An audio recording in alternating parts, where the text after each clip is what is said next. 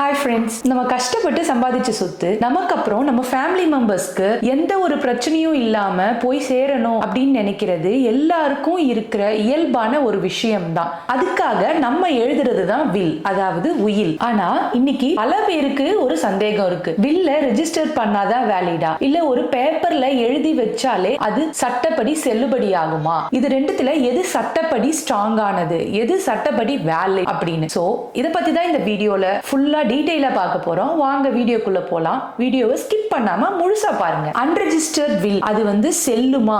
First ஒரு விஷயத்தை தெளிவுபடுத்திக்கலாம். அது என்னன்னா, இந்தியன் செசஷன் ஆக்ட் படி ஒரு வில்ல ரெஜிஸ்டர் பண்ணணும் அப்படிங்கிறது கம்பல்ஷன் கிடையாது. அது ஒரு ஆப்ஷனல் தான். நீங்க ஒரு வெள்ளை பேப்பர்ல வில்ல எழுதி 2 சாட்சிகள் முன்னாடி கையெழுத்து போட்டாலே அந்த வில் சட்டப்படி செல்லுபடி ஆகும். ஆனா ரிஸ்க்னு பார்க்கும்போது நீங்க கோர்ட்ல ப்ரூஃப் பண்றது கொஞ்சம் கஷ்டம். அதாவது அந்த வில்ல உண்மையாவே நீங்க தான் எழுதுனீங்களா அப்படிங்கிற சந்தேகம் வரும்போது கோர்ட்ல ப்ரூஃப் பண்றது ரொம்ப ரொம்ப கஷ்டம். அடுத்து ரெஜிஸ்டர்ட் வில்ல இருக்கிற லாபம் என்ன அப்படின்னா, அதாவது லாபம்னா அதுல இருக்கிற சேஃப்டி என்னன்னு பாத்தீங்கன்னா, நீங்களே நேரடியா சப் ரெஜிஸ்டர் ஆபீஸ்க்கு போயிட்டு போட்டோ எடுத்து உங்களோட ஃபிங்கர் பிரிண்ட்டை வச்சு நீங்க தான் அந்த உயில எழுதுனீங்க அப்படின்னு ப்ரூஃப் பண்ணிடுறீங்க. சோ அதையும் கவர்மெண்ட் நீங்க தான் எழுதுனீங்க அப்படின்னு ஒரு சர்டிபிகேட் கொடுத்த மாதிரி ஆயிடும். சோ இது கோர்ட்ல ஏதாவது டிஸ்பியூட்னு போகும்போது ப்ரூஃப் பண்றது ரொம்ப ரொம்ப ஈஸி. இதுல இருக்கிற ரிஸ்க் கண்டென்ட் அப்படின்னு பாத்தீங்கன்னா ரொம்ப ரொம்ப குறைவு. ரொம்ப ரொம்ப குறைவுன்னு இல்ல, சுத்தமாவே இல்ல. ஏன்னா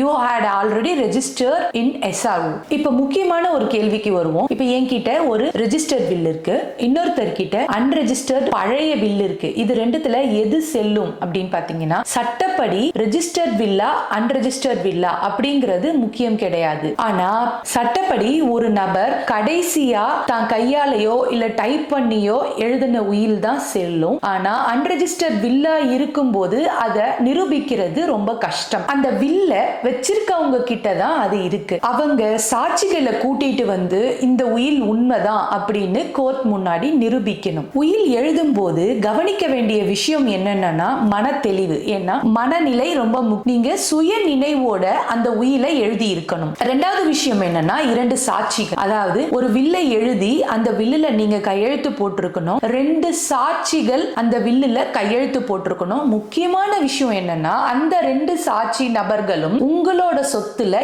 எந்த விதத்திலையும் பங்குதாரரா இருக்க கூடாது. மூணாவது விஷயம் என்னன்னா, ரொம்ப தெளிவா அந்த வில்லை எழுதி இருக்கணும். அதாவது இந்த சொத்து இந்த நபர்களுக்கு இந்த அளவுல போய் சேரணும் அப்படின்னு எழுதி இருக்கணும். அதாவது பவுண்டரி, ஸ்கொயர் ஃபீட், எக்ஸ்டென்ஷன், இது எல்லாமே தெளிவா எழுதி இருக்கணும். ஷார்ட்டா சொல்லணும்னா, ரெஜிஸ்டர்ட் வில் அன்ரெஜிஸ்டர்ட் வில் இது ரெண்டுமே செல்லும். ஆனா உங்க குடும்பத்துக்கு எந்த ஒரு பிரச்சனையும் இல்லாம, எந்த ஒரு அலைச்சலும் இல்லாம ஈஸியா நீங்க போனதுக்கு அப்புறம் உங்களோட சொத்து அவங்களுக்கு போய் சேரணும்னு நினைச்சீங்கன்னா ரெஜிஸ்டர் பண்றதுதான் புத்திசாலித்தனம். சோ சேஃப்டி பிரிஃபரன்சஸ் பாத்தீங்கன்னா ரெஜிஸ்டர்ட் வில்ல ரொம்ப அதிகம். ரிஸ்க் கண்டென்ட் அப்படின்னு பாத்தீங்கன்னா அன்ரெஜிஸ்டர்ட் வில்ல ரொம்ப அதிகம். இந்த இன்ஃபர்மேஷன் உங்களுக்கு பிடிச்சிருந்ததுன்னா இந்த வீடியோவை உங்களோட ஃப்ரெண்ட்ஸ் அண்ட் ஃபேமிலி மெம்பர்ஸ்க்கு ஷேர் பண்ணுங்க. எங்களோட சேனலை சப்ஸ்கிரைப் பண்ணிக்கோங்க. தேங்க்யூ.